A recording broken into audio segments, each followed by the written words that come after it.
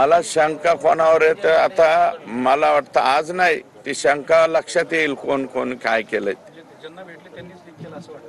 नाही मला मी आज कोणाबद्दलच काय बोलणार नाही, परंतु लगेच मीडियामध्ये हे झालं पाहिजे, सुरेश धस लगेच ट्रोल झाला पाहिजे, अशा पद्धतीचं काहीतरी प्लॅनिंग दिसतंय असं मला वाटतं.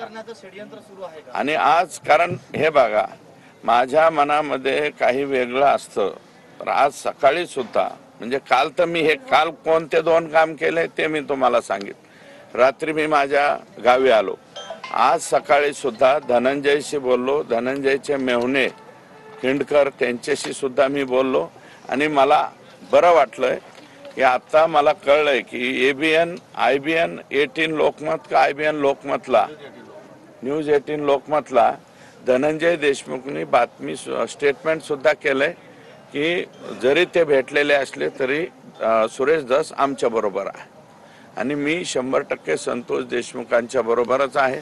मी महादेव मुंडेच्या सुद्धा बरोबर आहे आणि सोमनाथ सूर्यवंशीच्या सुद्धा बरोबरच राहील. धोरण काय आणणार कशाचं हे बघा मी लेखी पत्र सुद्धा लिहिले, ते मीडियाला सुद्धा देईल उद्या परवा.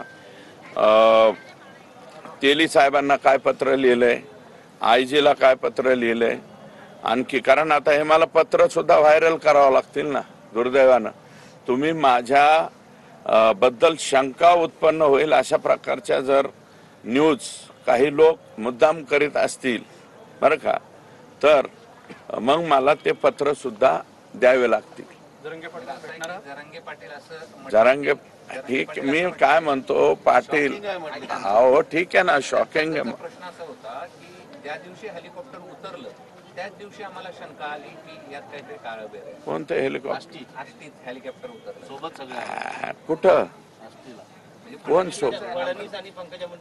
नाही हो, हे बघा पंकजाताई जे त्या आल्या होत्या तिथं त्या आम्ही त्यांना आम्ही एक सुद्धा पोस्टर, तुम्ही आलता ना मीडिया बाकीची, एका सुद्धा पोस्टरवरती आम्ही पंकजाताईंचा फोटो टाकलेला नव्हता. शासकीय कार्यक्रम आहे, त्या म्हणल्या की मुख्यमंत्र्यांना मला यायचंय.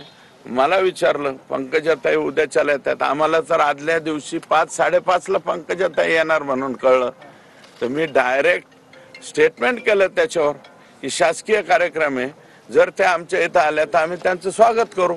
त्याप्रमाणे आम्ही स्वागत केलं. शासकीय कार्यक्रम